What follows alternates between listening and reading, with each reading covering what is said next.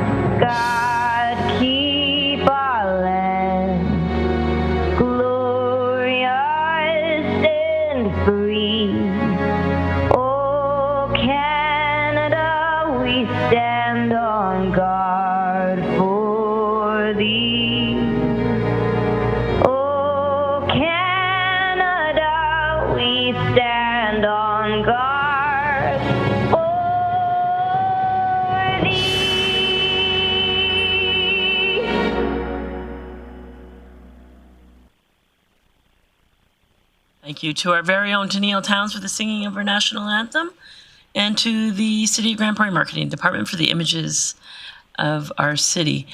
Moving on to the land acknowledgement, I'd like to take this time to read the land acknowledgement. And the city respectfully acknowledges the Beaver Cree, Dene, and Métis people as the original caretakers of these lands and surrounding areas. We are grateful to live, learn, work, and play in Treaty 8 territory within Turtle Island, and acknowledge that these lands have been home to diverse and sovereign First Nations and Inuit nations since time immemorial. I'd now move to item number 4 on the agenda, the adoption of the previous council minutes, recognizing Councillor Berg. Thank you, Mayor Clayton. I would like to move council adopt the minutes of the City Council meeting held January 5th as presented. Thanks for that, Councillor Berg. That motion is in order. Seeing no one in the queue, I will call the question.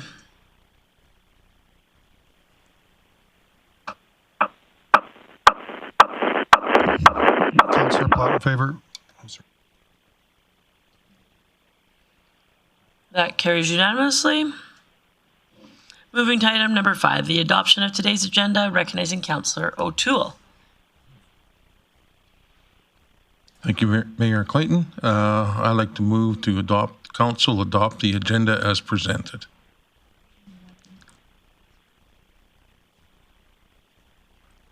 Just get a little refresh, as there was an addition to today's agenda. Right, yeah.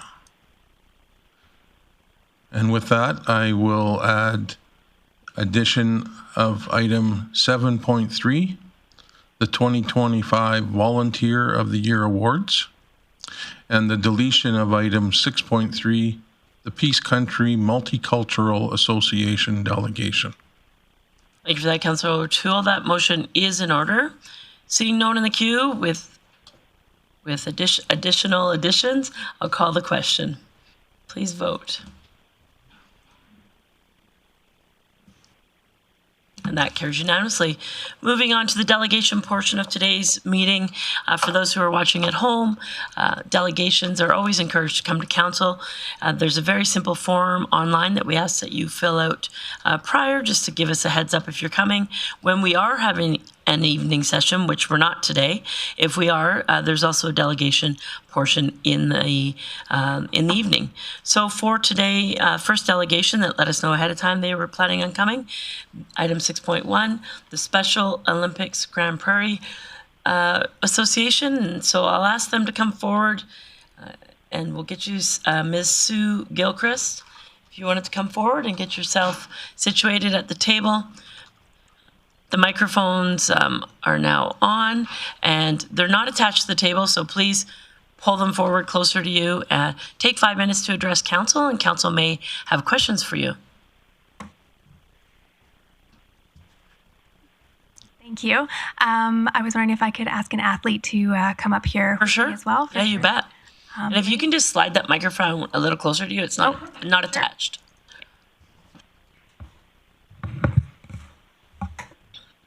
Thank you, Sue. And if you could just introduce yourselves. Thank you. My name is Lane. I am an athlete of Special Olympics Grande Prairie. And my name is Sue Gilchrist. I'm the CEO with Special Olympics Alberta. And we are here today to formally give our thanks and appreciation to the City of Grande Prairie for hosting the 2025 Provincial Summer Games this past July. It was an incredible event, and we're very grateful for all the work that the city had put in hosting these games for our athletes. Lane, would you like to add anything? I don't have anything to add. Thank you, Sue. We are deeply appreciative, and we've actually prepared a set of medals for the city to display, as well as a plaque acknowledging your hosting of this incredible event. It was very well received, and we actually have, I think, 5 athletes who are going to be attending national games from Grande Prairie in Medicine Hat this coming summer, and hopefully we'll be able to send them on to Canada or to World Games in 2028. So very much appreciative. It was a great team effort of the community. Thank you so much. We'll come out there and do a picture with you if that's okay. And thank you for being here today. I know Council takes great pride in the work that was done with the Special Olympics last summer, and the community was very proud to be a host. So thank you for being here today, and we'll come out there. And we also have a legacy check to present you, I understand.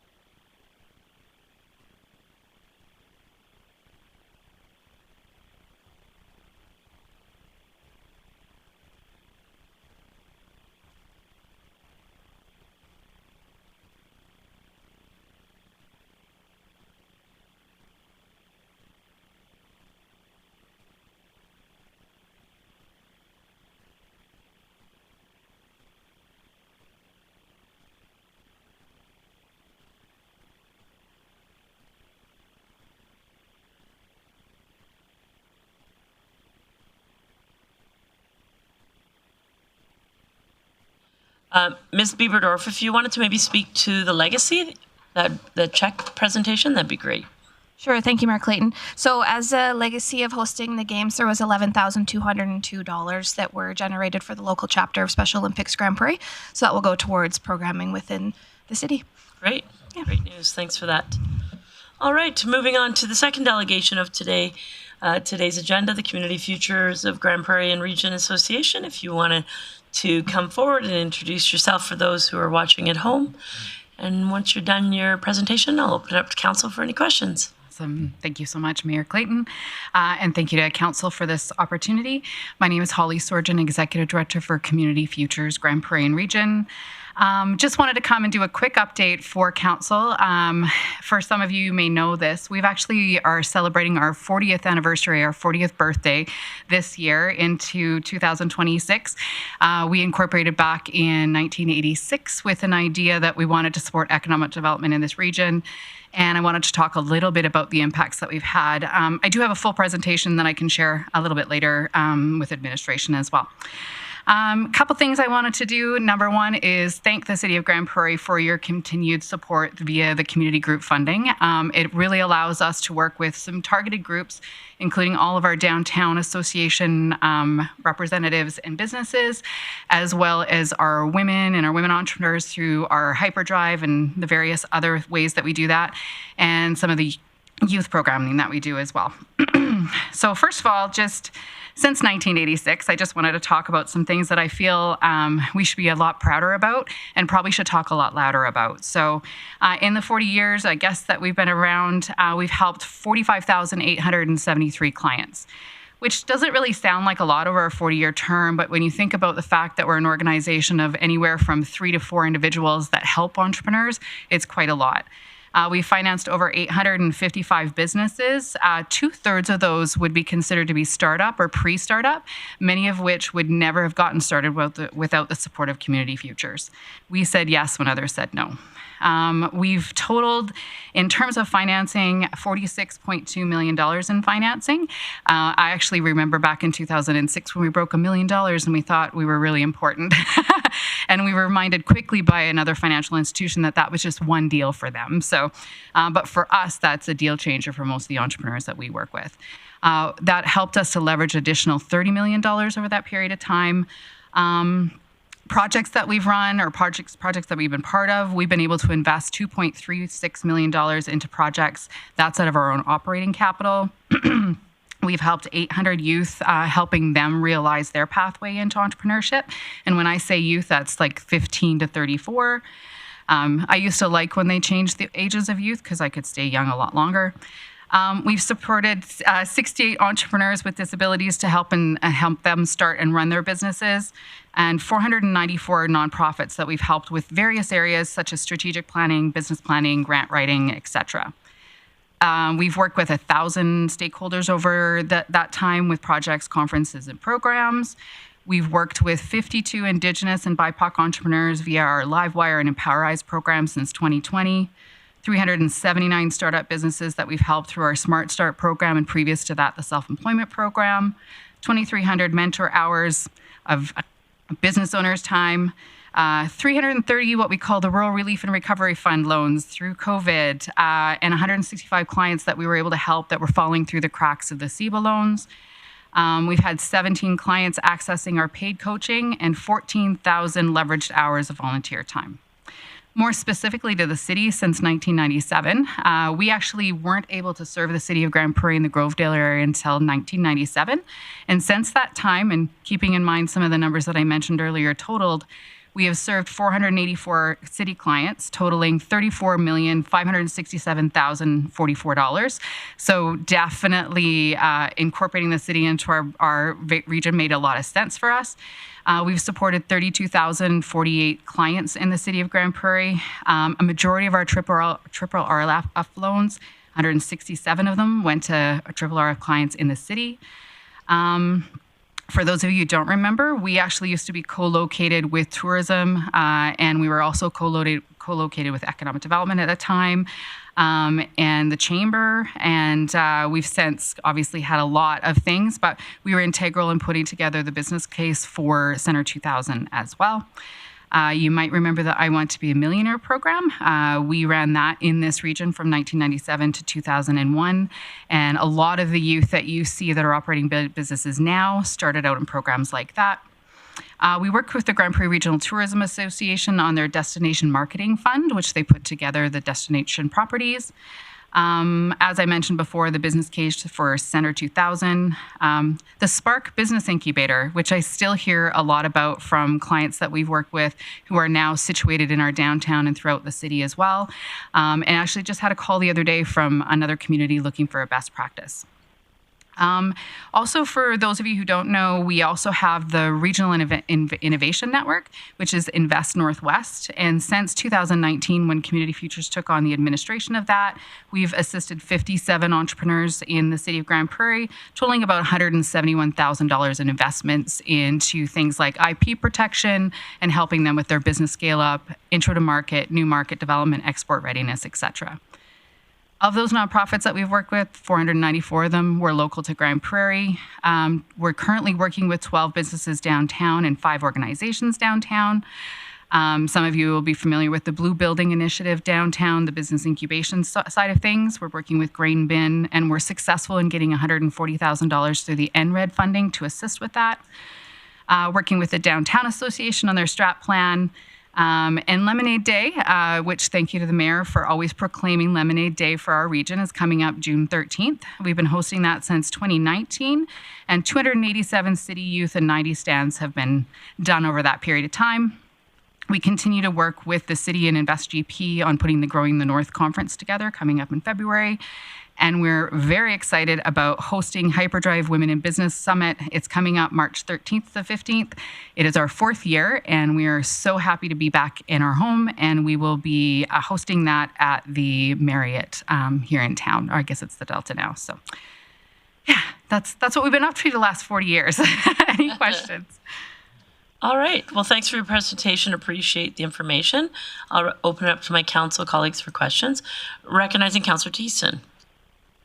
Thank you very much, Mayor Clayton, and thank you very much, Holly, for all the work that you do and Community Futures does for the entrepreneurs and the economy in our community. 40 years, it's a milestone. Lots of great work done over the years, over the decades. What are we doing this year to celebrate Community Futures' big birthday? That's awesome. So most of you will get an invitation to a kickoff that we have coming up February 26th. It'll actually be a viewing party of our history of Community Futures video. And then we'll have subsequent events where we're showcasing clients from each of our decades as part of a video project as well. In September, we'll be hosting a community impact luncheon, much like we did in January of 2024, to have stakeholders like yourselves to come and join us and celebrate as well. We have several initiatives that we want to be part of that we'll be partnering on. We're hoping to be a lot more active in our local fairs and festivals. We've been doing some strategic planning, and we're looking to get involved as a small little cohort in some of the passion projects that we've been kind of doing as volunteers and doing it more as an organization as well, recognizing that we're a grassroots organization and trying to get back to those roots as well. But it's really about celebrating the client. So you'll hopefully hear a lot more stories from our client telling our stories versus us telling those stories, because everyone who is around this table knows I could talk about CF forever, but our clients do a better job. Awesome. Well, I look forward to hearing those stories from the clients and the people who have been positively impacted through all the good work. Thank you so much. Thanks, Chris. Councillor Berg. Thank you, Mayor Clayton, and thanks, Holly. So I've been aware of Community Futures for a little while, and I know that you're not that old to be there for 40 years. How long have you been involved personally with Community Futures?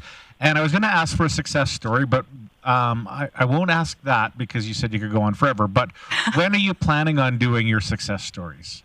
Our success stories. Okay, so we've actually started some of the video project. We're actually working with M3M Marketing from downtown. So you'll probably see the first iteration of that in February with our kind of overall one, and then we'll have a different client or a decade of clients, I guess, each month will be introduced as well. And to talk about the more personal part of it, I've actually been with the organization since May of 1997. And I was at a Songrise conference last year. And I was like, yeah, I've been with the organization since May of 1997, back when I was 10, thinking everybody would laugh along with me. And they were kind of with me. And I was like, must have a good day. Must be looking good. So coming up on my 30th year here as well. So yeah, and thank you so much. Thank you. Councillor O'Toole. Thank you very much, Mayor Clayton.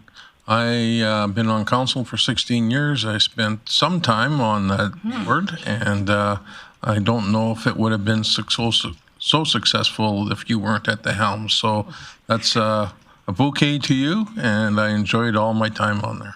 Absolutely. We really enjoy having perspectives from all over the community, and we're kind of reimagining what that all looks like from a governance perspective, but your perspective is always valued for sure. Thank you.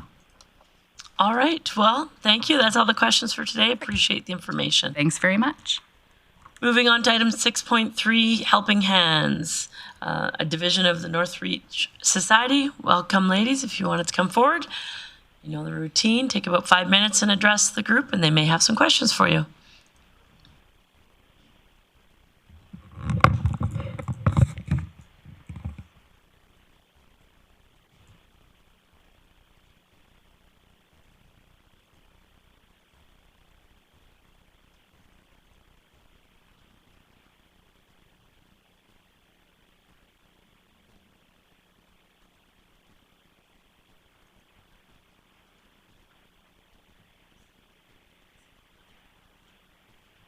Thank you, Mayor Clayton and Council. My name is Dallas Sather McNabb, and I'm Executive Director of Northreach Society, which Helping Hands is a division of. Thank you for having me here today to just give a bit of an update as to what's been going on over the past few months with the Food Equity Leadership Table here in Grande Prairie. So in late 2024, City Council approved $160,000 over 2 years to designate Helping Hands, a division of Northreach, as the food security backbone organization. So this initiative goal is to coordinate community food security efforts, reduce duplication of services, and build a sustainable, collaborative network across Grande Prairie. So we had 23 organizations originally agree to be on the equity table, and they are all still involved in some way. So it was established the table was established in January of 2025 to bring organizations together to work as a coordinated collective rather than as individuals. So we have a common agenda.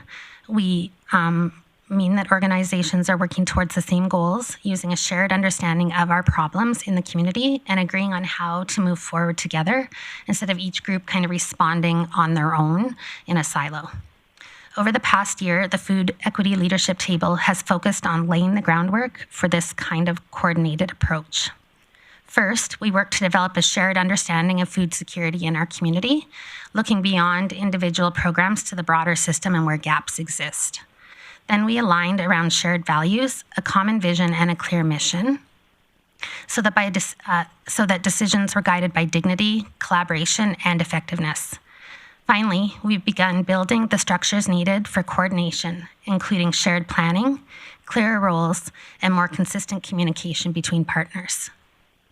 We've started identifying priority areas for action, which will guide how we move from planning into implementation. We'll go more into this detail on the next few slides, but the key takeaway is that building a common agenda takes time. Over the past year, a significant amount of foundational work has been completed. So our vision is that we envision a future where everyone is nourished. And we collaborate to ensure barrier-free, equitable access to healthy food options, realizing everybody's dignity and potential. So we came up with these at our first strat planning session, which united partners around this shared mission. These include, and our core values, which are honesty, respect, effectiveness, and teamwork, and they guide the principles for collective action. We did a follow-up SWOT session, identifying strengths, weaknesses, opportunities, and threats, and this has allowed the leadership table to identify its next steps. So our biggest gains weren't tied to individual programs. They were system-level changes. Through the Food Equity Leadership Table, 23 partner organizations moved from working independently to sharing leadership, planning together, and coordinating access. 11 of those organizations sit at the table to help direct the work. By connecting interprovincial networks and establishing a regional distribution role, Grande Prairie became part of a broader, more efficient system. These changes reduce duplication, improve communication, and create clearer access points for the community. So this slide outlines some highlights of this past year's accomplishments, including collaborating on determining where some reaching home funding could be allocated in the community to address food security and after the Margaret Edson Manor fire, beginning conversations with GPREP on planning around food security needs in future emergency preparedness within the city. This year was also about laying out the foundation for what comes next. Strat planning and the community SWOT helped us identify gaps and priorities, especially around coordination, communication, dignity, and education.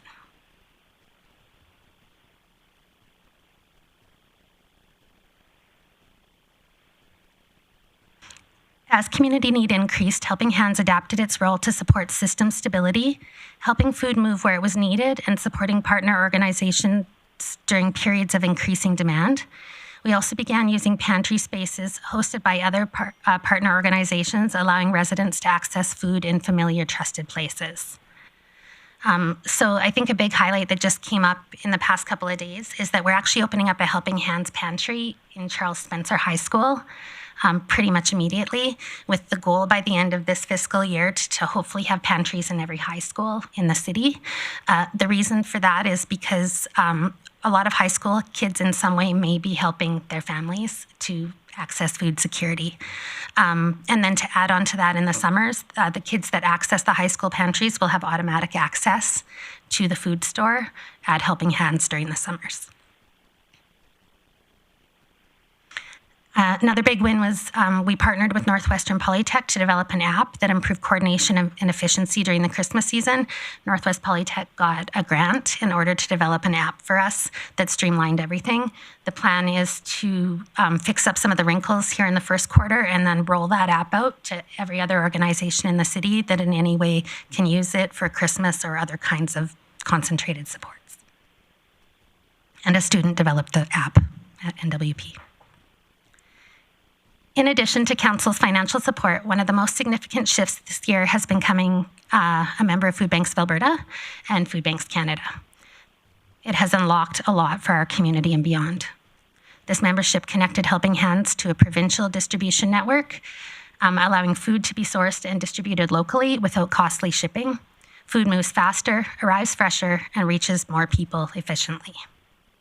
Beyond physical infrastructure, Food Banks Alberta provides critical operational supports. This includes food safety standards training, certified weigh scales to accurately track food and distribution, and grant funding that has enabled Helping Hands to become accredited through the working on becoming accredited through the Standards of Excellence, which is a federal program.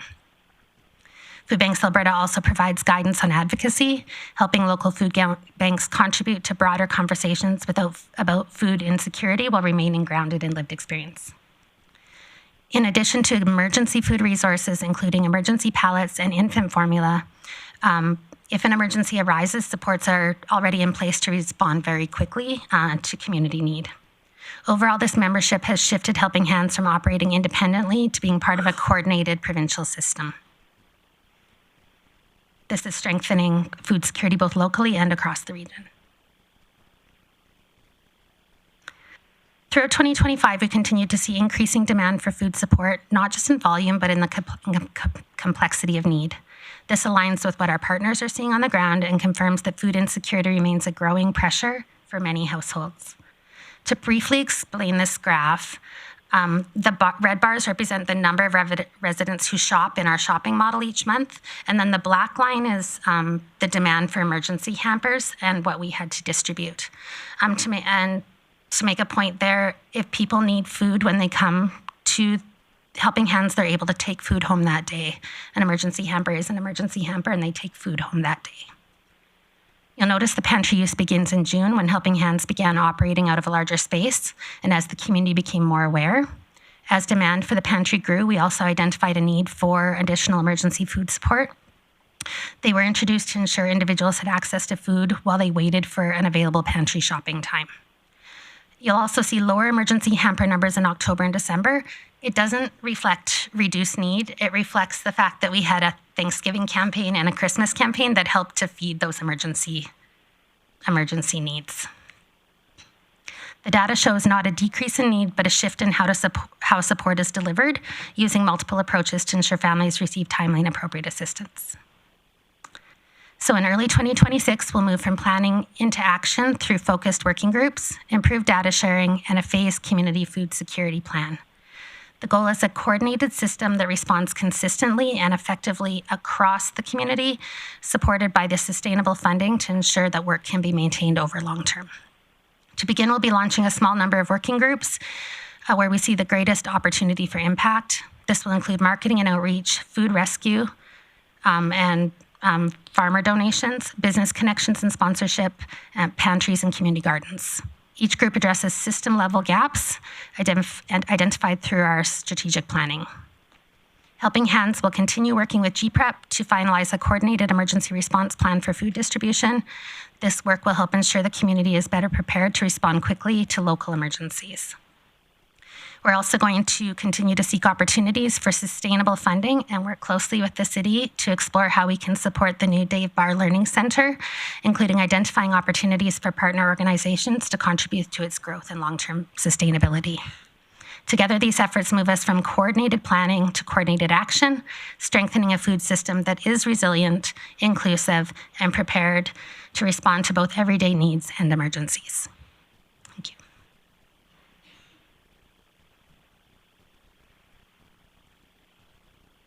Great. Thank you so much. I appreciate that. I'll open it up to council for questions. Councillor Berg. Yeah, thank you, Mayor Clayton, and thanks, Dallas, for the in-depth report. I know it's only been a year, and I have no doubt that there's been a lot of headwinds organizing 23 different organizations, bringing them together and working together. And you answered the two questions of the three that I had. What was your biggest win and what's next? So thanks for sharing those. But I also love your drive and your optimism. So we're getting a lot done and a lot moving forward. So for citizens that want to help helping hands, be it food donations, cash donations, or volunteering, what's the best way to go about that? It's actually to just reach out to us on our social media, phoning us directly at Northreach, or emailing Erica at northreach.ca. We really need volunteers. So thank you for the question. Okay, thank you. Great. Any further council questions? Seeing none, really appreciate the update and the work you're doing. Thanks for being here today.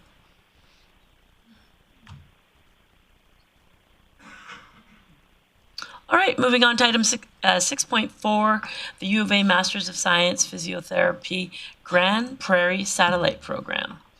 So if you wanted to come forward, you've sort of seen how it works now. Take your 5 minutes.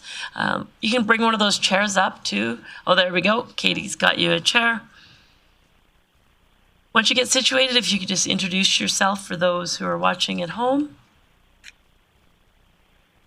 And welcome. Hi.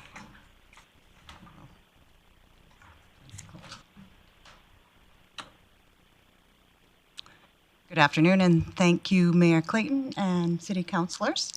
My name is Michelle Boulay, and with me I have Shannon Cuff, Jacqueline Henderson, and we are all local physiotherapists working across the sectors. We're also all University of Alberta graduates of the physical therapy program, so we're proud to say that, and that's partly why we're giving back to our profession in this way. And so just a very brief backstory, I guess.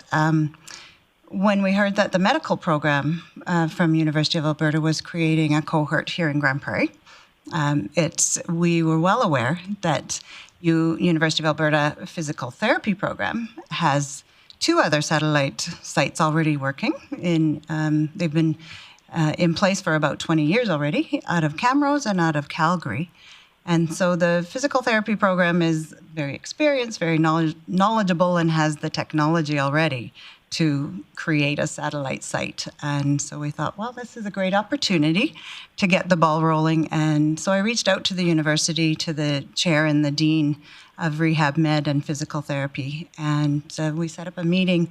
So this summer, the dean came to Grande Prairie, and we had a great response from local physiotherapists and other stakeholders. Northwest Polytechnic and board members from the Masqua board came to join to hear a little bit more about this potential initiative. And so since then, we formed a working group, the 3 of us, and we reached out to MLAs, and we want now to inform you of a little bit more of where we're at with that, and the fact that we have had the ball rolling, and we'd like to get some support potentially and help to advocate. We're quite passionate about advocating and recruiting more therapists to our profession any way that we can. So we do have a brief PowerPoint, and Jacqueline's going to carry on with that.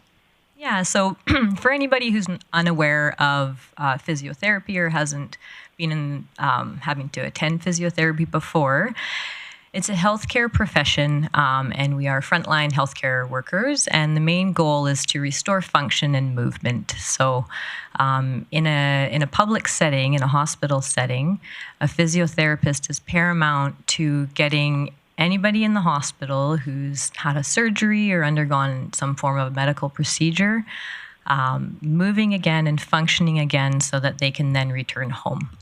So physiotherapists are, they're concerned with rehabilitation, they're concerned with strength, mobility, and balance.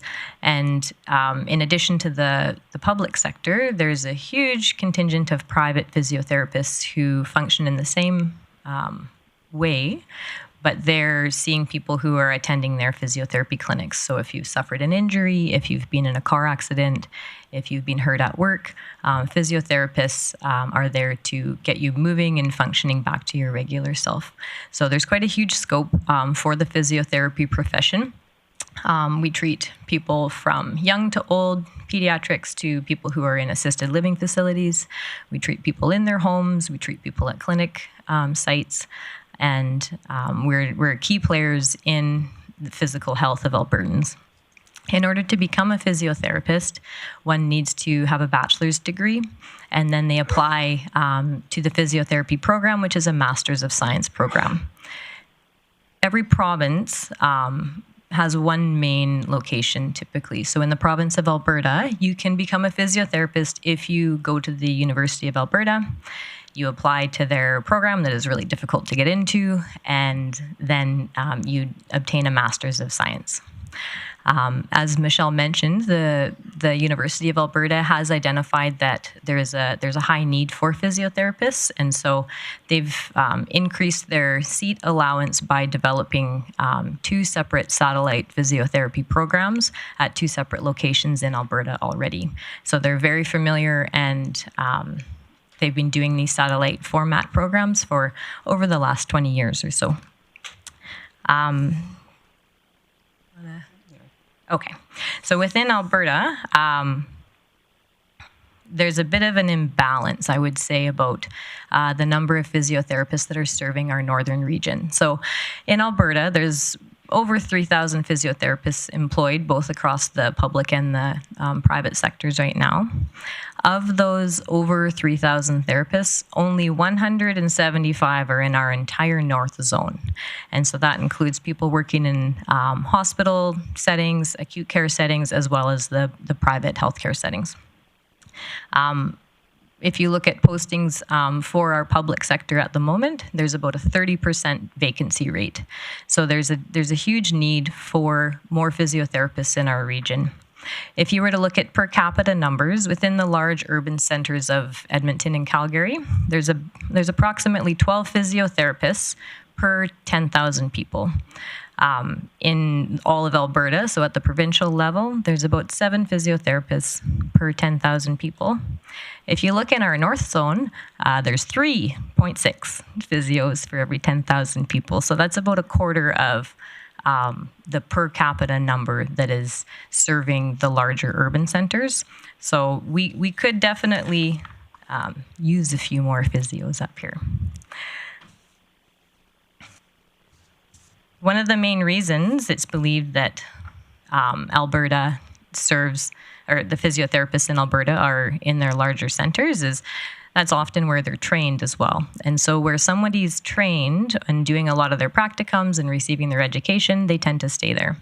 So going back to the University of Alberta's satellite physiotherapy programs, they have one that's offered in Camrose, Alberta, which is a small rural community, and it's been going for several years now, and they've had the opportunity to do a bit of research on the outcomes of those the graduates, and they found that almost 3/4 of the graduates of this satellite physio program in Camrose are remaining in a rural setting.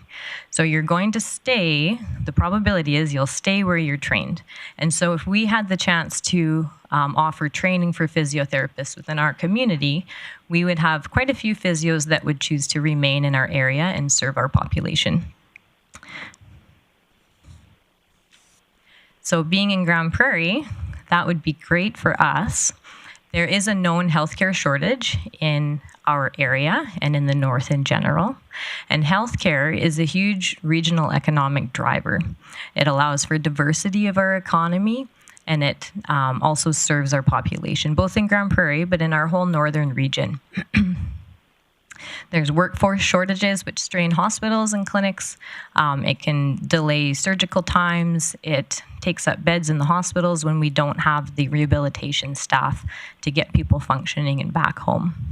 And it supports diversity within our economy. So Grande Prairie has done a great job at trying to diversify our offerings here and create a name for ourselves as a healthcare hub in the north, as well as an education hub. Northwest Polytechnic has done a great job at offering many entry-level type programs and career opportunities for young people in our area. And so people are coming here for education, and they're coming here for healthcare already. So the current stakeholders within our project, as Michelle mentioned, are the University of Alberta. And so we've been in talks and meetings with the chair of the rehabilitation department at the U of A, and he's very interested, and they have done a lot of work and discussion about this project with Northwestern Polytechnic as well. We have representatives from the Masqua Health Center that's being built, and they're very interested in this project in order to support us in any way they can in terms of space and training and lab sites and things of that nature that are required for the programming. As well as our local physiotherapy community, there's huge support for that. We need physiotherapists in our region to be able to train and take on these students, as well as offer them jobs when they graduate. And so our community is very excited about the potential here. Last week we had a meeting with our MLAs. We saw Nolan Dyke, who's the MLA for Grande Prairie, Ron Weeb, the MLA for Grande Prairie Peace Wapiti, as well as Don Williams, the MLA for Peace River. They were all enthusiastic and supportive of this program, and we put them in touch with Doug Gross, who is the chair of the rehab department at the U of A. And so they are now in conversations about what is actually required for provincial funding. So our regional MLAs are interested in helping us advocate for this, and so they're in conversations now with the U of A to determine numbers so that they can then bring that information to our provincial politicians. So the reason that we're here today is to ask for your support as well. So if we can have a larger voice and identify this need at a provincial level, then there's a greater chance that the province would see this as an important project, and it's possible that we could actually have a satellite physiotherapy program offered in our community. It would be a huge win for us in our northern region in terms of having healthcare brought to the area, healthcare workers. We would have an amazing Masters of Science physical therapy program that would be working in unison with the medical program in terms of shared facilities. They have a cadaver lab, which was a big challenge in offering their satellite program. The physiotherapy program needs that as well. And so that huge obstacle is already overcome.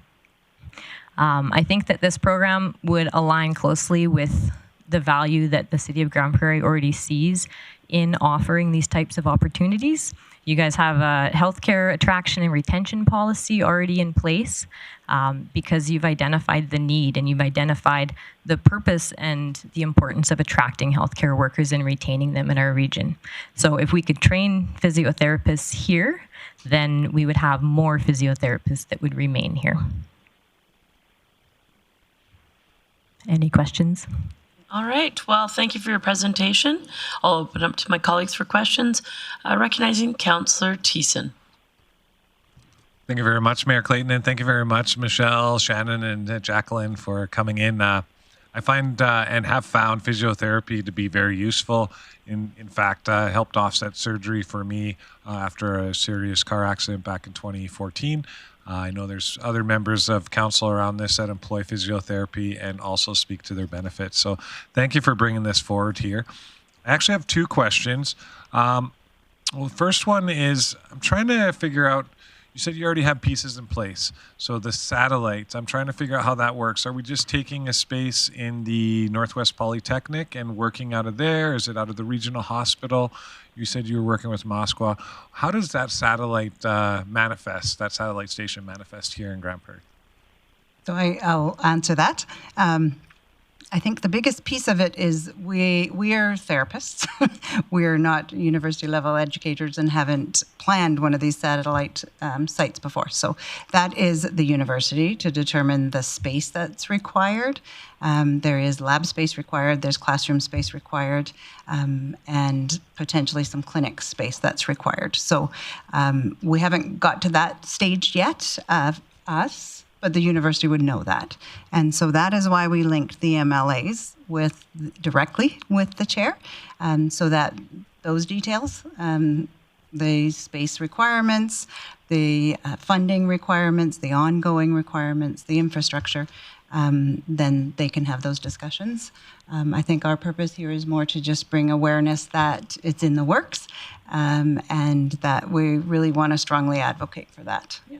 So the cadaver lab at the Northwest Polytechnic is a big piece, and so the Northwest Polytechnic and Musqueam is potential stakeholders, but they have not yet come to the table together. So did you want to add to that, Jen? Hi. So in terms of a satellite program, if I'm understanding it correctly, yeah, the education that's given is the same no matter where you are. So if you're in person at the University of Alberta, or you're at one of the satellite clinics, the technology is obviously fabulous that you receive the same education. And there's less staff than needed, right, on faculty at the satellite clinic. They would need some professors, but less. And most of the teaching is done out of the University of Alberta. And then there's teaching assistants to help with the lab portions. So, yeah, if that answers that. The lab space at the university is amazing when it comes to technology. They actually have a stage with a plinth, and the professor is up on the stage with all angles of cameras. So that's being linked off to the satellite sites with incredible technology. So it's as though they're standing right there. And they've been doing that for years, which is why we thought, 20 years, which is why we thought, it's a no-brainer that we could bring a cohort here as well. So in Camrose right now, they have 16 students in their cohort and 2 professors there with them. So even the ratio of that is great, that 8-to-1. The Camrose program, they actually, there is a research article that we could share as well that kind of has studied it and has captured, from the students, like their experience, and they feel that there's no loss being in a satellite campus. In fact, it's actually often better, and they feel that they've had an excellent education. And then that statistic that we put up came out of that research study too, that they end up staying rural. So, well, that's exciting because. Initially, when I heard satellite, I started thinking at first the man van. You know how they check prostate levels, or the blood bus. You know how they draw from there. So maybe we're just traveling around. They're traveling physiotherapy show. So thank you so much for explaining that and stating that, hey, there's still some work for us to go. So we might have some advocacy teeth here to push forward on. Yes. Yeah. My other question for you was in regards to the Northern Alberta Medical Program. So let's say we get approved for this and we're start moving forward. Do you foresee physiotherapists coming to Northern Alberta as part of that Northern Alberta Medical Program, or would it just be strictly for doctors? So the Northern Alberta Medical Program is the University of Alberta Department of Faculty of Medicine and Dentistry. This is the Faculty of Rehabilitation Medicine. Okay. So they're 2 separate faculties, but traditionally they align significantly, sometimes even some of the same courses that they're taking. But yeah, they're 2 separate faculties, but certainly there's opportunity, say classroom space perhaps, that the med students use the classroom in the morning, the physio students use that same classroom in the afternoon, depending on how schedules jive. So I think there can be some alignment, but they are 2 separate faculties. Okay, thanks for clarifying that. Appreciate it. Councillor Plott. Thanks, Mayor Clayton. Thanks for coming in, ladies. You'd mentioned that Camrose has 16 students enrolled. Is that dream build out, is that kind of what you would see as enrollment in Grande Prairie, or what's kind of an ideal sort of size? I think Camrose has 16 and the Calgary campus has, I think, 24? Yeah. And then just to give you perspective, the university, the main campus has, Michelle, do you know? 120. 120? Okay. Yeah. So I guess if we're going ahead with advocacy, what would be a number or a size or scale that you'd like the ladies would see this being? Similar, I would think 16 to 20. And would we have any sense of scale or idea of how many folks from Grande Prairie leave to go to those other places? Like how much leakage we're having out of Grande Prairie to go to other facilities? Yeah. I mean, we don't have numbers, but we've been, in the community long enough, and now also have children that are university age. And yeah, I can tell you for sure of, every year there's at least a handful of local kids, probably 3 to 5, that apply for the program, can't get in, and go either outside of the province or internationally, or they do go to Edmonton and get their degree there, and of course meet a partner and don't come back. So without knowing a lot about it, but if there's 3,000 enrolled and we're short, are the enrollment numbers enough currently in Alberta even keeping up to what's happening? No, not at all. Not even close. Not even close. Yeah. Why the more seats, the better. Okay. Yeah. And if I can, America, just one other question. I'm just curious. You got a lot of stakeholders involved in here, but I'm not seeing the local businesses involved with this, like the local physiotherapists. Would you be able to, would there be support from local physiotherapists and stories that could be part of that? As far, if we're going to build an advocacy plan, it's nice to show different ministries that, we need this for different things. And I think having the business support would also be helpful as well. Yeah. So in terms of the physiotherapy private clinic support, it's definitely I am actually a private clinic owner as well. And so within our, that branch of physiotherapy, it is very difficult to find physiotherapists locally to employ. And so many of my colleagues are now bringing physiotherapists from overseas, which is a very long and arduous process after demonstrating that need, which means that you need to have job postings listed for X amount of months or years before you're allowed to pursue that avenue. So we had a meeting here in the summer with Doug Gross from the U of A, Northwest Polytechnic, representatives of Masqua, and our physiotherapy community at large. And we had a really great turnout from our local physiotherapists, both from the private and public sectors, that were very interested in pursuing this, because we want these people here, we want the students, we can train them, we can mentor them, and there's lots of work for them to do once they're done. So yeah, there is a lot of support from the business side of it as well. Okay. No, I appreciate you ladies coming in today and just kind of bring this for awareness. Thank you. Thanks for that, Councillor Plott. Councillor Berg. Thank you, Mayor Clayton, and thanks, ladies. Just one point of clarity before I ask another question, but I think you touched on it a little bit. You're saying that across the province, the physiotherapy seats are fully subscribed? Yes. So we're at capacity? Okay. Oh, yeah. Yeah, within the program, what were we up at, about 148 or so, no more than that, but there's about 600 to 800 eligible applicants for those 148 seats. Wow. Every year. And so the more seats available, the more that graduate, the more therapists that can come up to the north. So the need is there from a student perspective. The need is there from an employee perspective. Okay. And then another question, again, about filling the pipeline from the region. Obviously highly competitive to get in, but are you currently engaging local youth, say grades 11 and 12, to help fill the pipeline from the north, to try to draw them back to the north, working with high schools or careers or different organizations?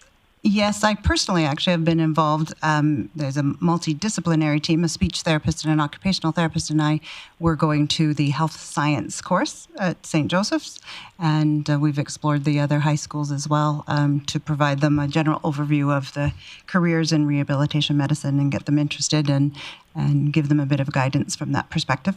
We're always open to students, high school students, shadowing us anywhere at any site.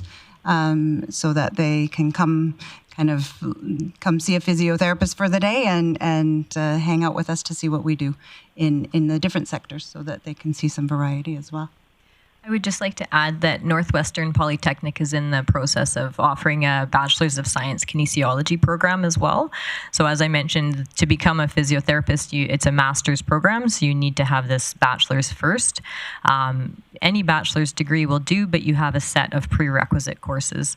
So usually the people who are interested in pursuing physiotherapy, they would do a Bachelor's of Science in Kinesiology, which is a very it's a good feeder program. It's a lot of anatomy, exercise, physiology, things of that nature. So Northwestern Polytechnic is intending on offering both the Bachelor's of Science Kinesiology program, which would be a direct feeder program, to a Master's of Science Physical Therapy in the event that it was available. Okay, thanks, ladies. And Councillor O'Connor. Thank you, Mayor Clayton, and thank you, ladies, very much for this. I'm a huge supporter of physiotherapy. In 2012, I crashed a motorcycle, and as of last year, I've spent $25,000 on physiotherapy. So, good profession to get into. So I'm really glad about the positiveness and how you have worked with all the organizations in the area. And I did some rough numbers, and I did of the 175, you're short 52 positions in the north, kind of rough numbers. Yeah, that 30% number is 30% vacancy of the public practice postings for all of the North Zone. Okay. 175 clinicians would include public practice as well as private practice. So public would mean your hospital, home care, ambulatory care centers, that kind of thing. So it really, if you think about it, like, that's not a huge number. Like like the hospital alone, right? Like it would take, I think there's 9 positions there, right? Oh. So there's a real deficit. Well, I really support that. I will be a huge advocate of that. I can't speak for the rest of the council. They haven't been hurt as bad as I have. But we'll support you as best we can, and wish you luck. I think growing them here, they will stay here. So I think is a good model. Thank you. Thank you. Great. Thanks for your comments, and thanks for being here, ladies. That's all the questions we have for today. If you want to stay to the end of the meeting, it's not an extremely long meeting. We deal with delegation business at the end. Otherwise, somebody from our administration will follow up with you following our conversation. Thank you Thanks so much. Thank you for having us. Yeah, you bet. All right, moving on to item 7, reports. The first one being 7.1, the Grander Winter Strategy. And I will give Ms. Hollingworth a moment to get set up. Welcome. Thank you, Mayor Clayton. And thank you for the opportunity to bring forward updates to the previously presented Grander Winter Strategy. Updates for council consideration today include the addition of a current state section highlighting current programming and facility amenities available within the city. Action item 2.2, enhance indoor winter programming and services, along with enhanced language throughout recognizing consideration for indoor facility usage alongside outdoor winter initiatives. With these updates, administration recommends that council approve the Grander Winter Strategy as presented. Thank you for your time and continued support, and I'm happy to answer any questions you may have. Thanks for that presentation. For those who are watching at home, council has already had a conversation on this. So today there was some updates added to the strategy. It's open for discussion, recognizing Councillor Berg. Yeah, thanks, Mayor Clayton. Loved the update, so thank you so much. Just around Grand North Winter Festival, when do you do an evaluation, and do we get some input around that? It was a great event, but Ms. I think Hollingworth. more fun. Thank you, the Mayor. We do have compiled the information from this year's event. We'll bring it on the Chief's report, and if council would like to see a report back, we can prepare that for you. Great, thanks. Yeah, again, another great event. Thanks. All right, any further questions from my colleagues? Councillor Bressie. Great, thank you. No questions, but thanks to administration for doing the turnaround on that and tweaking it a little bit. And I'm happy to do business by moving the council adopt the Grander Winter Strategy as presented. And just to speak to it, we are a winter city, and I love winter here. It's beautiful here. We've got lots of great things to do, and I appreciate those in our community who are making it an even better place to be in the winter. Perfect. Thanks for that motion. That motion is in order. I too will support this. Thanks administration and everyone who's provided input to this, because it sort of is a cross-jurisdictional approach, and so I appreciate that and the work that's been done. Seeing no one else in the queue, I'll call the question. Please vote. Oh, I thought, sorry, Councillor Bressie? Yeah. Yeah. And please vote.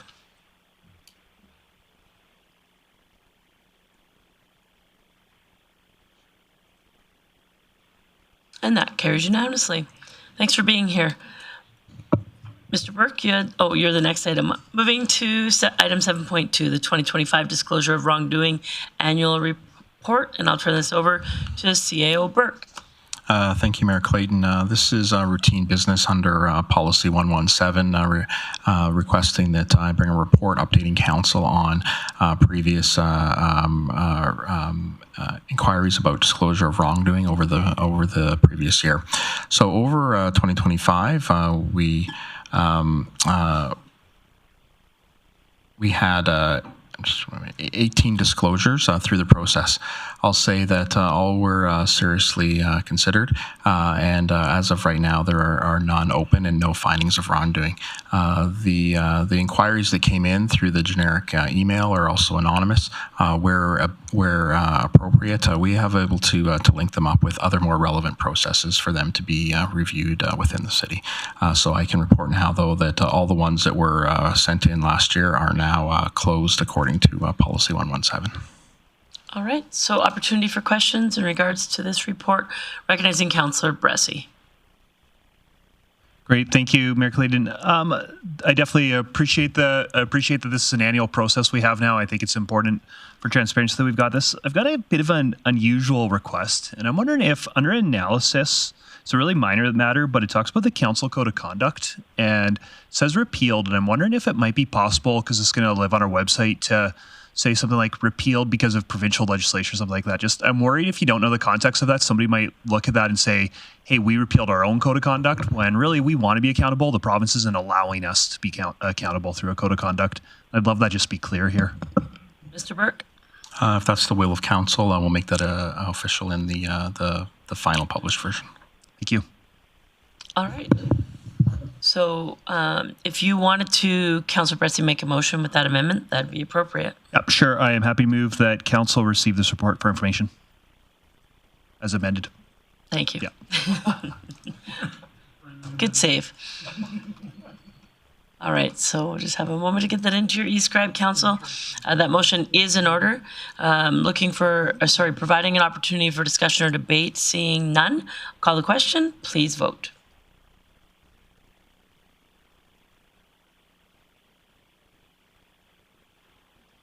Pressie's in favor. And that's carried unanimously.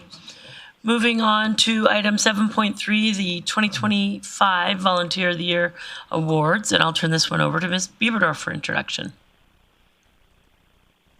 Thank you, Mayor Clayton.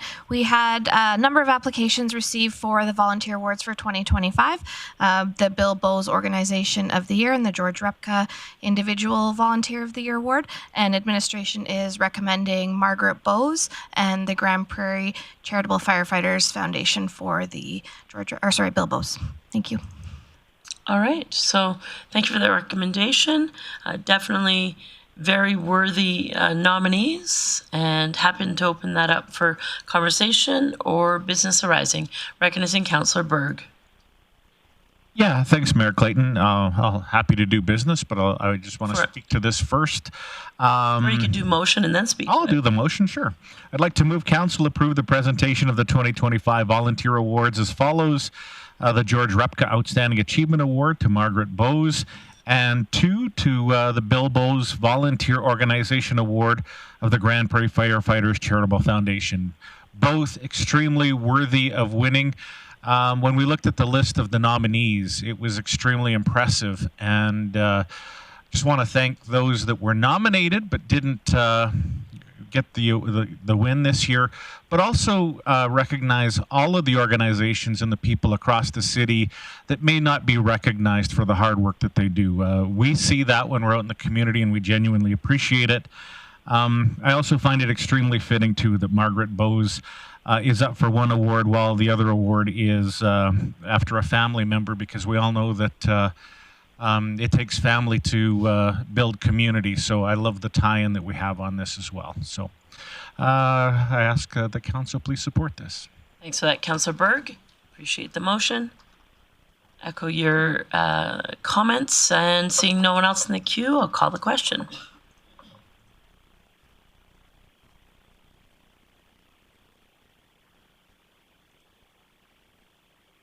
And that carries unanimously.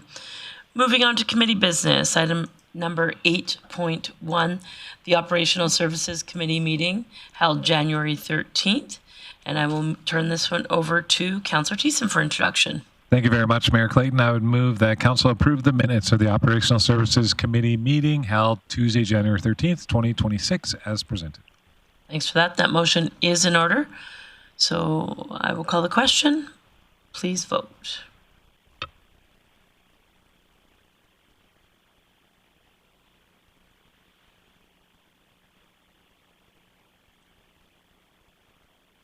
And that carries unanimously.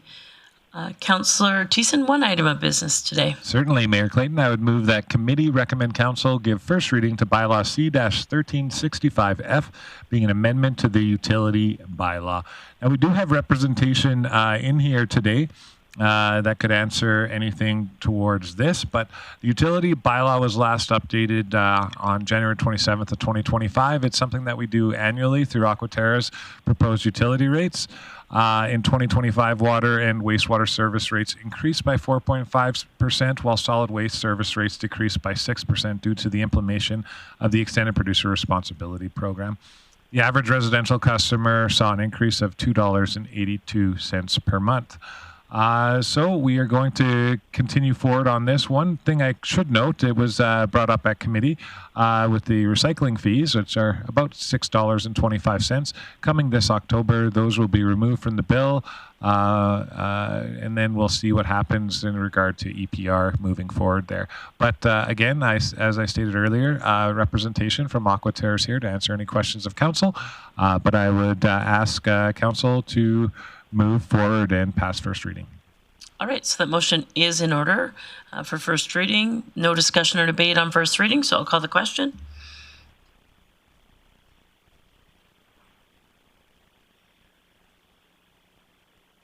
And that carries unanimously. Councillor Thiessen. Yeah, thank you. And thank you for that grace, Mayor.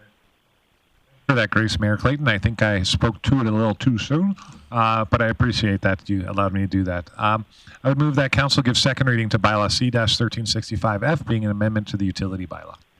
Great, that motion is in order. This is an opportunity for discussion, debate, questions for administration. As mentioned, there are two representatives from Aquaterra here. If council did have questions, if you do, maybe give me a little wave and I'll ask them to come forward. I actually have questions, so gentlemen, if you wouldn't mind joining us.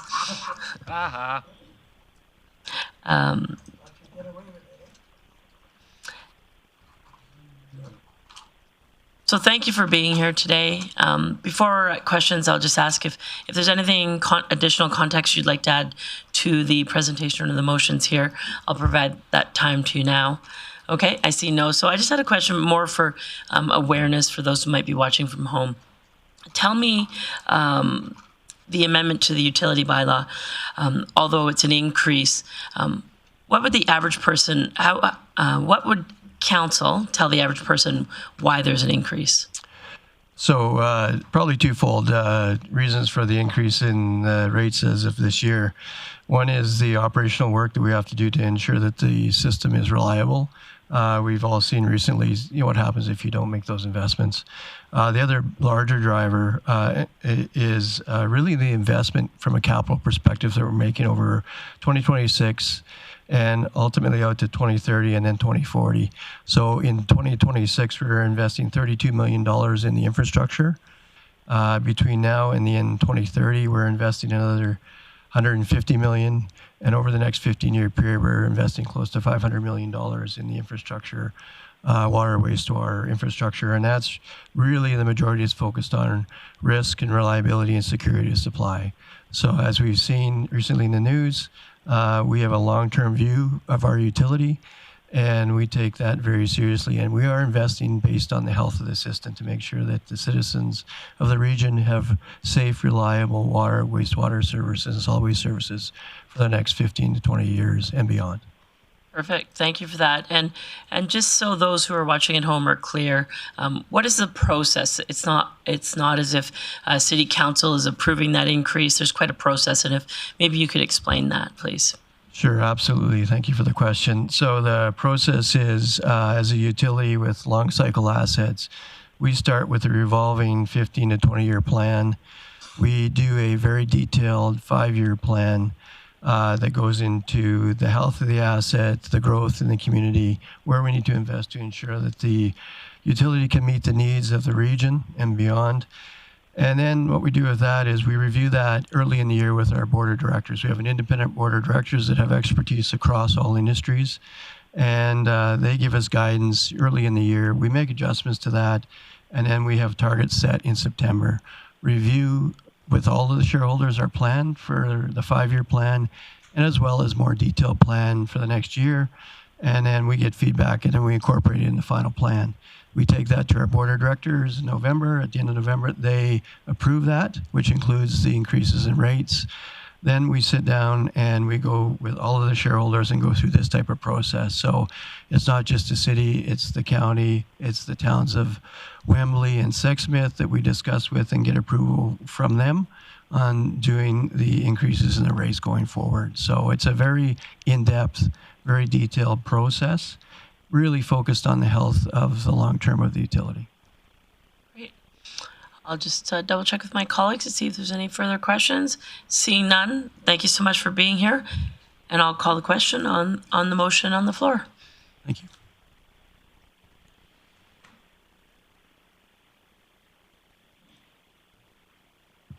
And that carries unanimously. Councillor Thiessen. Thank you, Mayor Clayton. I'd move that Council have third reading of Bylaw C-1365F at this meeting.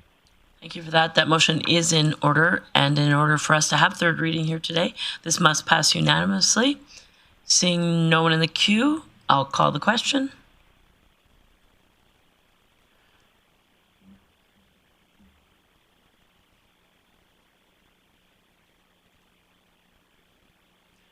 And that carries unanimously. Councillor Thiessen. All right, to finish off business, I would move that Council give third reading to Bylaw C-1365F, being an amendment to the utility bylaw.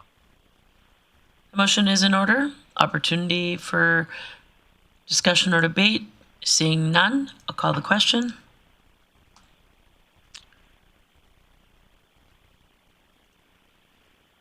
And that carries unanimously.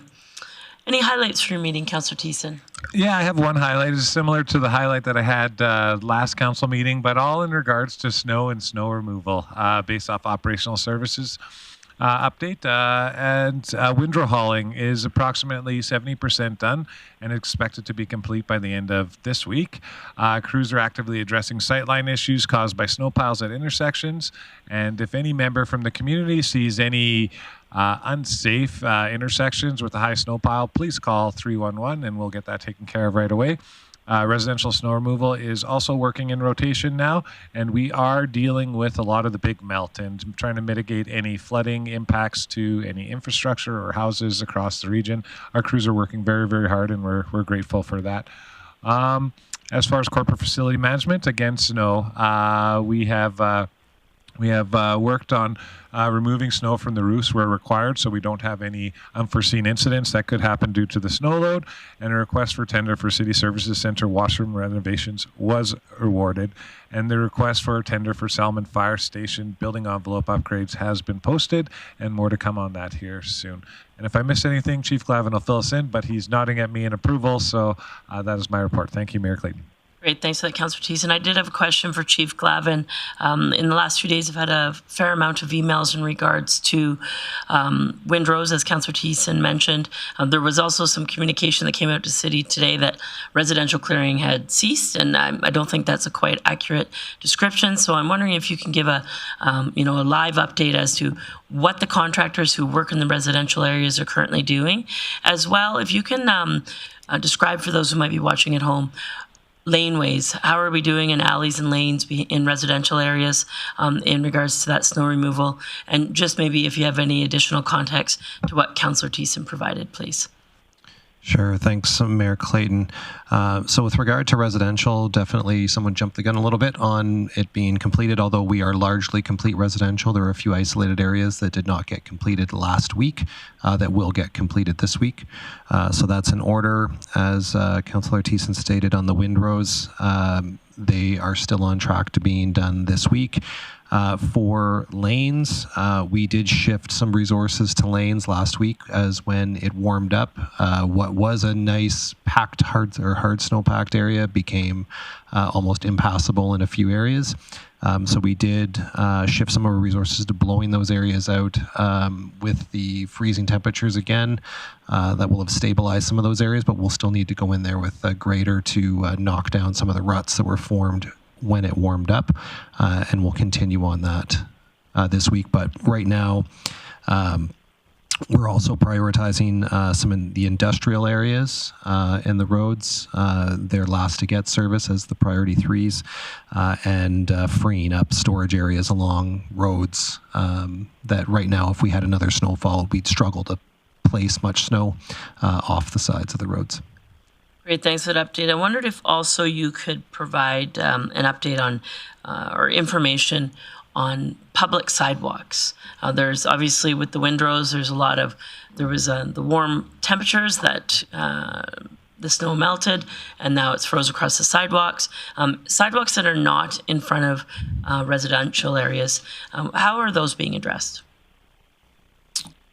Yeah, thanks, Mayor Clayton. Generally speaking, the sidewalks that were adjacent to private property would still be the responsibility of the owner. There are numerous ones that are responsibility of the city that we have crews that would go out and clear the snow and place material where appropriate. And that would be the same for bus stops? Correct. We do have a crew of city staff that do take care of our bus stops. Okay, and I'll get to you in 1 second, Councillor O'Connor. I had one more in regards to windrows. You mentioned removal of windrows in residential areas. Are all windrows being removed? Is it ones that were put there temporarily to remove the volume? What windrows will be removed from residential? Yeah, thanks, Mayor Clayton. With regard to windrows, generally we're speaking to priority 2 roads that have windrows to the center of the streets. Okay, perfect. Councillor O'Connor. Okay. I had one more for you. Nothing more, just of a statement. As Councillor Thiessen mentioned, I've seen a lot of feedback online about areas of concern. Unfortunately, Facebook's not going to fix your issue. So I wish that it would, but it won't. And so if you have an issue, I strongly encourage you to call 311.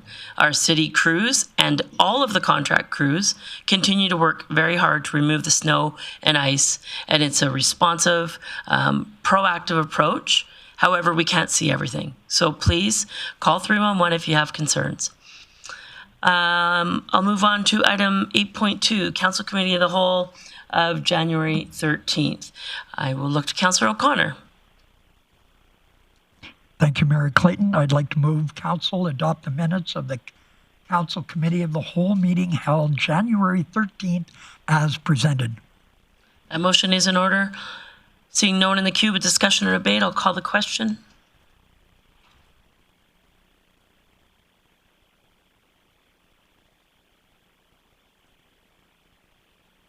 And that carries unanimously. Moving to item 8.3, the Council Committee of the Whole of January 14th. I'll go to Councillor O'Connor for that item of business, please. Thank you, Mayor Clayton. I'd like to move council adopt the minutes of the council committee of the whole meeting held January 14th as presented. Great, that motion is in order. And seeing nobody in the queue, for those who are interested what was discussed on those meetings, the items are in our online and available for your interest. I see no one in the queue with discussion or debates, so please vote.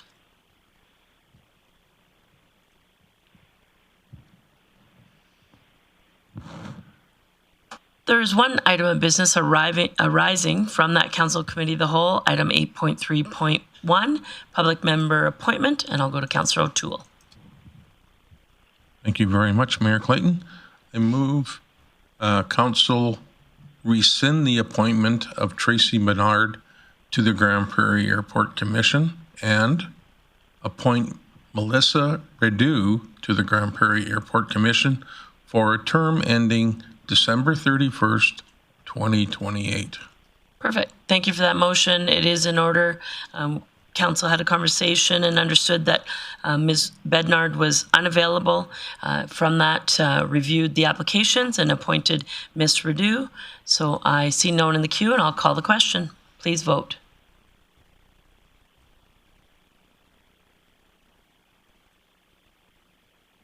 That carries unanimously.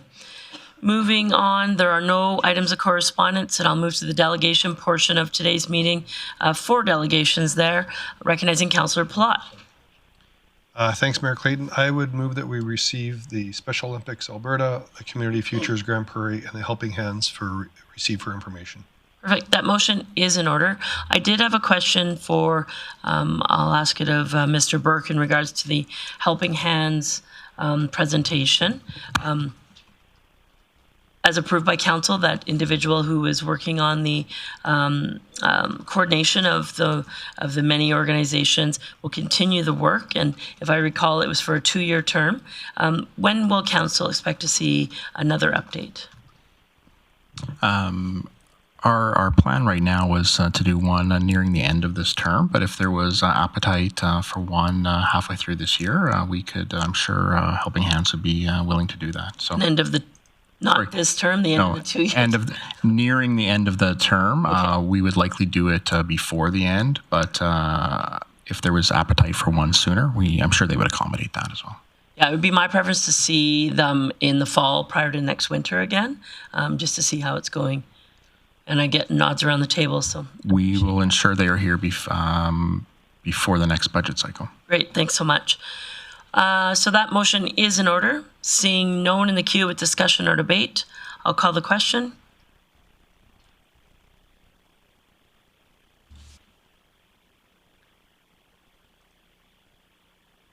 That's carried unanimously. Thank you for that. Moving on to item 10.4, the delegation from the of local individuals regarding a U of A Masters of Science Physiotherapy Grande Prairie satellite program. And I'll look to my colleagues for any business that may be arising. Councillor Bressie.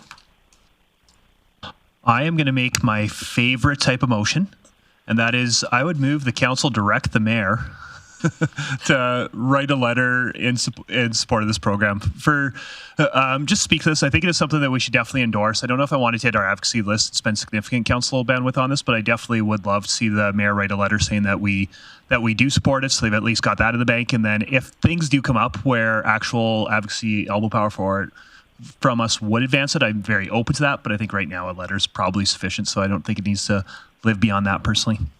So that motion is in order. Recognizing Councillor O'Connor. Yes, I really like the way you're going with this, Councillor Bressie. It's a lovely motion to let the mayor write this letter, so I'm in support of that. So great when you guys tell me what to do. All right. I see no one else. I do have a comment. I believe a letter is valuable. However, I plan to have some conversations with the president of Northwest Polytech in that to see if there are other things besides the letter that would be valuable. And doing that, I will update council once I hear more. So seeing no one else in the queue, I will call the question. Please vote.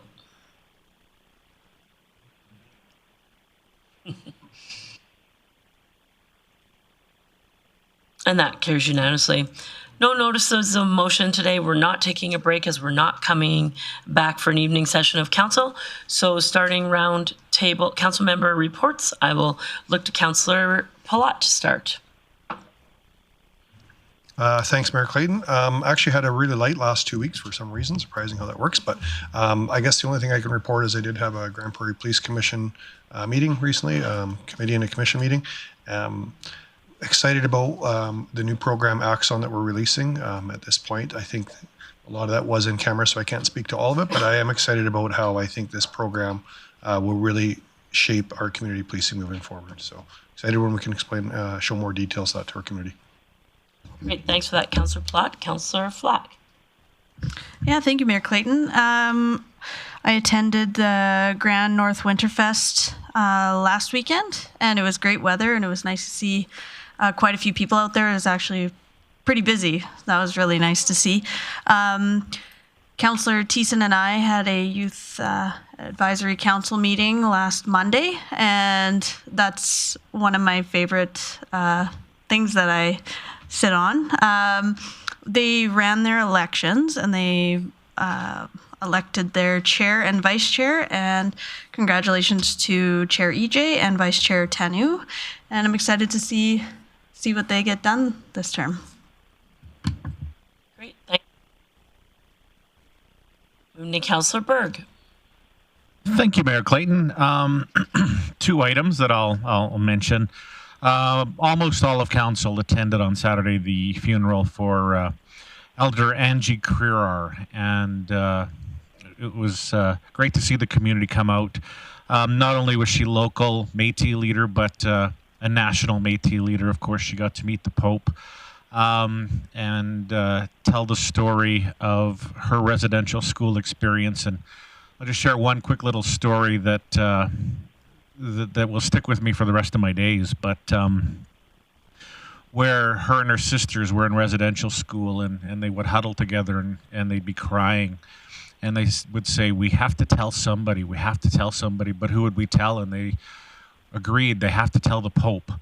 And the fact that Angie got to tell the Pope her story was very touching on behalf of not only her to live out a dream like that, but for her sisters and everybody that attended the residential school. So it was a great celebration of life is the way that I looked at it. Of course, we were all sad that we've lost her, but very fortunate that we had her for almost 90 years. So again, almost all of council was there for that. And then just touching on the Grand North Winter Festival, that just gets better and better every year. One of the things that I truly appreciated is down at the Montrose Cultural Center. I stopped there, and the laughter from the kids, even if it was just a big snow pile. But as we all know, most kids were trapped indoors for the previous 5 weeks with the extreme cold and the extreme snow that we got. The timing could not have been better to let those kids just run free on the ice slides and the crokinole and all of the events that we had around the city. Down at Muskosipi Park, I was actually kind of surprised, although I shouldn't have been, but the toboggans on Borstad Hill were very, very active, and I don't think that was covered in our envelope of things to promote. So going forward, that's actually something that I would like us to expand our envelope and promote that, and maybe add some other activities or maybe a fire pit somewhere along the way. And we got to just attend some different events along with it. I really enjoyed the music. It's the first time that I've actually got out in the evenings and enjoyed that. So good job to all involved, the volunteers and the city staff for putting another excellent program together for the Grand North Winter Festival. Thank you, Mayor Clayton. I had a very light week. I did have to fly home to Ottawa and see my brother-in-law, who I was thinking I was going to meet someone that was destined to be very sad and make me sad, but he was the wittiest, funniest I have ever seen him be. He had 3 tumors removed with 14 tumors left, and he made me laugh so hard I was crying. And I walked away, and I got banned from his place because I caught a cold. So anyway, it was a very, very uplifting experience. And I just want to say I hope anybody that's going through this has his kind of attitude. It really made it very uplifting. So that's my report. Thank you.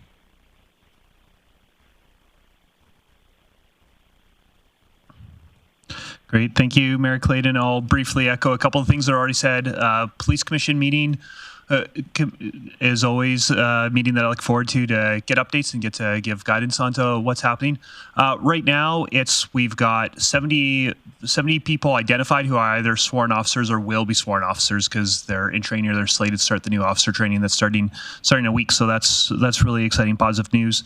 Also, I really echo Councillor Berg's words about Elder Angie Carrar. She's really going to be missed in this community, and I'm really thankful for her legacy in Grande Prairie, across the country, and also just times that she always called me a young whippersnapper when I got elected, and was one of the people who were really encouraging to me to really take a leadership role in this community. And so I'm really going to miss Angie personally too, not just for the community. In terms of other work, I really was quite busy with my Alberta municipalities role the last couple weeks, and it was interesting doing that role when we were coming up to the discussion today about Aquaterra.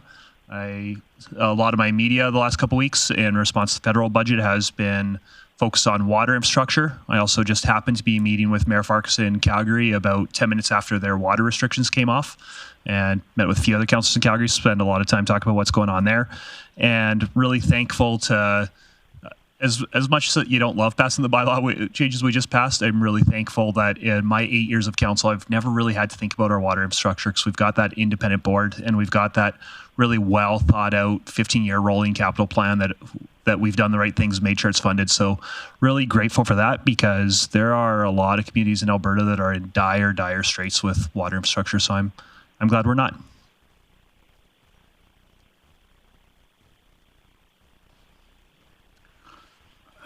Thank you, Mayor. I just want to start off with 10 days ago when I started documenting.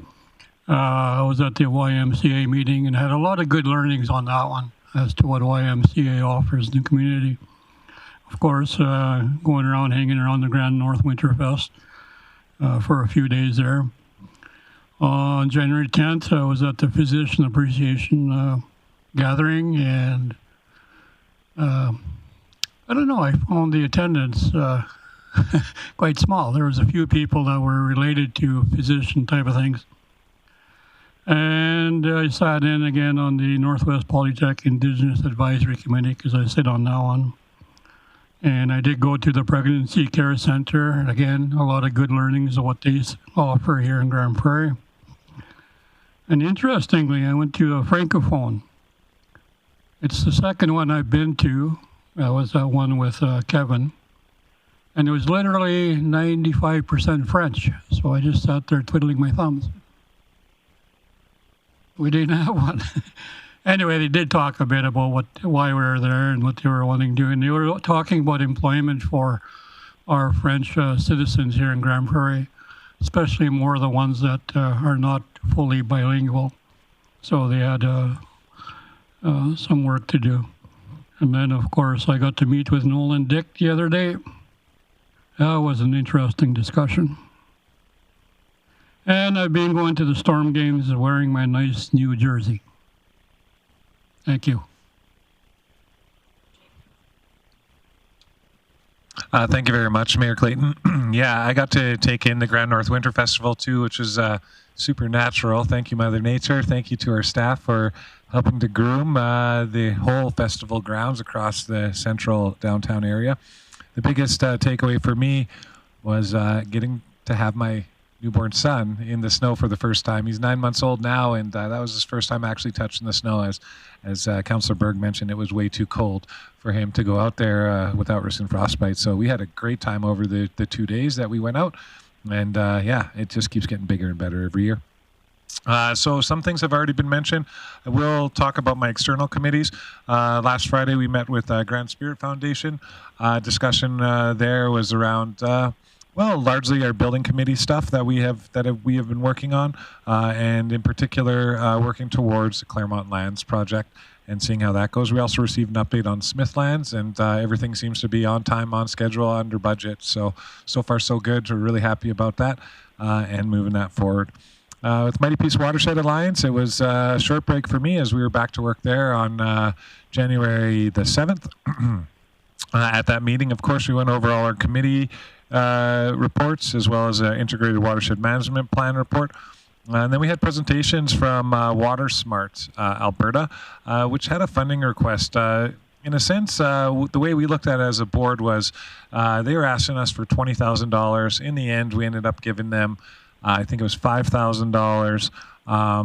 And part of their work is to do a northern watershed roadmap project. So they are going to be taking some data from us, but they're also going to be filling in some data gaps for us, which will be very, very helpful for our new iteration of the state of the watershed. So I think it's money well spent, and so did the board, but we didn't want to go all in at $20,000. So we gave them about 25% of their ask. We also had a large discussion on refining our questions for Energy Alberta, which we have a board meeting with them in February to talk about the nuclear power plant project that potentially could be coming to the Peace River. And then we also got a project update on the Mita ASCII data center project about 40 kilometers northeast of Peace River. Right now, the proposal is to build a power plant to power the data center up there. And that is the way they are moving up there. So we are definitely keeping our eyes on that. Finally, I got to take in the celebration of life service for Elder Angie Creer. Man, she was such a big player, and I think a lot of our lives, and mine in particular, I've known her for over 15 years and have many, many stories to share. I really wanted to jump up during the open mic session, but it was probably one of the longest services I've ever went to, so I decided to keep it to myself as not to keep anybody there extra long, but I don't mind sharing that here with us here today. It was in 2021, my favorite story of Angie is I was driving back from the Alberta Municipalities Conference, freshly elected on my third term, when my phone rang. That's where Angie had reached out to me and told me a big secret that I couldn't tell anybody at all. And that was that she was going to get to go to the Vatican and speak to the Pope, and that she would be the speaker to that. So she swore me to secrecy, but I did ask her if I could tell the mayor. And Angie, she's gracious, and she said, "Oh, sure, I like that lady." And, I told Mayor Clayton, and then we sent Angie off with these beautiful beaded pins that I have in my pocket here. The coolest part about that was, though, is I asked her before we got off the phone, I said, "Okay, great, dream come true. You get to go meet the Pope. That's awesome. But what could make it better?" And she said, "Well, I don't know what could make it better. Actually, maybe there's one thing. I've always dreamed that when we got to meet the Pope, that I would get the opportunity to be there in person when he apologized for the Catholic Church's role in residential schools. But I don't think it's going to happen, Chris. I don't think it's going to happen." And I said to Angie, I was like, "Well, with that attitude, you're probably right. But how about let's pray?" And I think that was the first and only time I ever shared a prayer with Angie, and it was over the phone. We asked for the most benevolent outcome and that all that her dreams would come true because they were already coming true. And then it was a slow April Fool's Day that I was sitting in my apartment and I turned on the YouTube and I saw live from the Vatican. And I clicked on that channel, and within like 10 seconds, I saw this familiar back of a head. And it actually was Angie in the room in the main hall with the Pope sitting there waiting to enter, and then the camera panned and I could see it was actually Angie, not just the back of her head. She had her face mask on and everything, and she was sitting front row. And then Pope Francis came in, and it was there on that day that he apologized for the Catholic Church's role in residential schools, while Angie was front row and center staring at the Pope. So Angie was a lady of great faith, and faith really moved her. And I really felt like that moment that we shared in prayer tethered me energetically to that moment in time to witness one of my dear friends watching her live a dream come true. And I can only wish that for everybody. So I will always hold that close, near, dear into my heart, just like I got this beaded pin of Angie's face on my chest. And for all those who are mourning, just trust and know that Angie made it to a better place as she made this place a better place while she was here. Thank you. Well, I can't top that, but I can tell you that I did meet with the GPREP organization on January 6th, and we spoke with some of the Alberta representatives for forestry. Grand North Winterfest, I attended both on Friday at several locations and on Saturday as well. Met with EJ, the current chair of the Youth Council, and I had about an hour and 20 minutes with him, and he listed off pretty much everything that he wants to accomplish, and the group as well. Nighthawk GM recruitment. We do have a new general manager. He starts on February 2nd. And I'll let the Nighthawk continue on the description of this new man. The Municipal Combative Sports Commission, which is the province-wide one, we spent a little over 45 minutes in a meeting over Zoom and talking about some of the things that are going on in the province. We still haven't got a deadline yet for when the province takes over the combative sports, if that's what they want to do. I also attended the GP Regional Air Show Committee meeting, and there's lots of things happening. Prepare yourself for the August 1st, 2nd, 3rd weekend. And I also knew Angie quite well. I went to school with one of her younger daughters, so I've known her since 67, and we'll leave it at that. Thank you very much. Thanks, Councillor. My apologies. I'll just add a few things. I too want to thank the events team and all of the departments that were involved in Grand North Winterfest. Bringing together the snow and helping build the castles and really putting together an incredible event over 3 facilities is quite an undertaking. I had the privilege of 2 nights in a row being part of a cooking panel that one night was with Chef Casey and one night with a chef from Better Than Fred's. That was quite fun as part of the events that were going on at the acoustic cabin at Bonnet's Energy Centre. I also, to Councillor Auger's comments, attended the physician appreciation, and although we like to do these on a regular basis because we do appreciate the physicians who have chosen Grande Prairie as home, what I did like about that event, and later on in the day, I saw the Northern Alberta medical students in multiple locations. They took the day to engage and embrace our community activities. I saw them at Muskogee Park. We saw them again at Bonnet's and at the Montrose Cultural Centre. They told us that they visited not only when they are at Bonnet's did they enjoy the entertainment, they went over to the Storm game and they were fully embraced and so thankful, and telling me how they love to share with their friends who are attending other medical schools across the country and how much better they're being treated here. So I thought that was a great win. I also wanted to recognize the Storm because they are on an 11-game winning streak. They are on fire. So if you get a chance, go out, watch the game. Congratulations to them. I don't want to jinx them or anything, so keep winning, and I wish them the best of luck in the next few games. I too attended the service for Andrew Krihar and had the privilege of bringing greetings on behalf of my colleagues in the city of Grande Prairie, and the so many great stories that were told. As Councillor Thiessen mentioned, I had the privilege to have some conversations with her prior to her going to the Pope, and obviously we've had many conversations since. But the biggest thing that I thought was extremely special was not only what you would learn from Angie, but how she expressed her day-to-day life and about being seen and being heard and being valued. And I can tell you that those who have did not have the privilege to meet Angie, she was absolutely seen, heard, and very valued. So my condolences go to the family, to all of her friends, to the many organizations that Angie touched. I know she will be dearly missed. With Councillor Berg and Councillor Flackhouse had the opportunity to tour the Pregnancy Care Center, which is in 214, if you're not aware.